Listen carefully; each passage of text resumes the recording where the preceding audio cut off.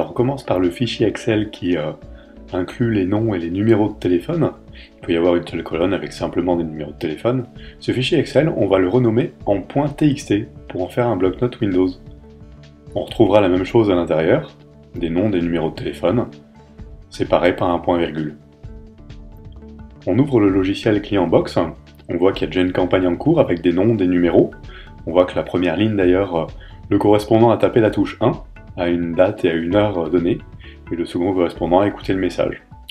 En cliquant sur la clé à molette, on peut charger une nouvelle campagne.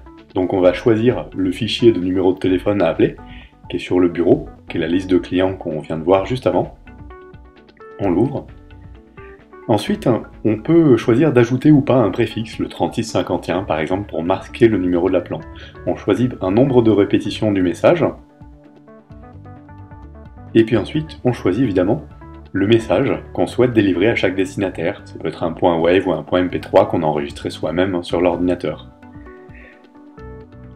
Ensuite, on choisit le nombre de répétitions du message à chaque destinataire. Et pour terminer, on clique sur Valider. Alors on voit que la nouvelle campagne s'est chargée avec une nouvelle liste de noms et de numéros de téléphone. Par défaut, le logiciel est sur la position lune, c'est-à-dire nuit, c'est-à-dire qu'il est arrêté. Pour lancer les appels sur la liste de numéros, on clique sur le bouton soleil qui est situé en haut à gauche. Et la ClientBox va commencer à appeler les numéros les uns à la suite des autres. On le voit en bas de l'écran, prise de ligne, c'est-à-dire que la ClientBox décroche sur la ligne téléphonique, numérotation, on voit le numéro qui est numéroté avec le préfixe qu'on a choisi d'ajouter. On voit ensuite l'étape de temporisation, le temps qu'on a choisi avant que le message ne soit délivré au destinataire. Et pendant tout ce temps, donc, les numéros sont appelés, le message est délivré auprès de chaque destinataire. Alors pendant ce temps, on va aller cliquer sur le petit agenda qui est en haut de l'écran pour visualiser qu'on peut paramétrer des plages horaires d'appel différentes en fonction des jours de la semaine par palier de 30 minutes.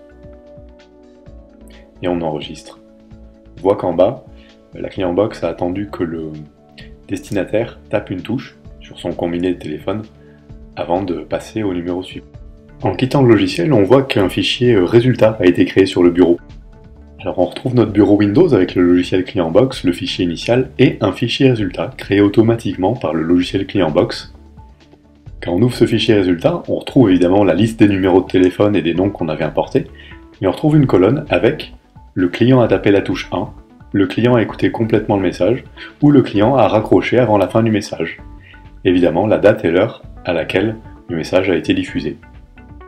C'était la démonstration ClientBox, merci de l'avoir suivi.